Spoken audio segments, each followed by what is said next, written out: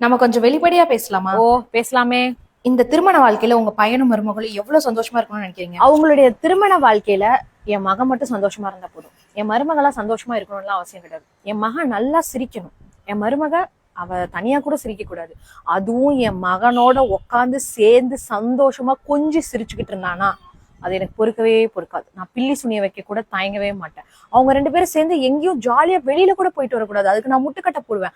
ஆனா அவங்க 2 பேரும் சேர்ந்து எங்க குடும்ப ஃபங்க்ஷனுக்கு போயிட்டு வரலாம். அதுவும் அவங்க வீட்டுல இருந்து வரதட்சணையா போட்டாங்க பாத்தீங்களா நகை, அதெல்லாம் நல்லா போட்டுக்கிட்டு பட்டு புடவெல்லாம் கட்டிட்டு எங்க வீட்டு ஃபங்க்ஷனுக்கு போகலாம். அப்பதானே எங்க ஆளுங்க நினைப்பாங்க நாங்க எங்க மருமகளை எவ்வளவு நல்லா வச்சிருக்கோம்னு சொல்லிட்டு.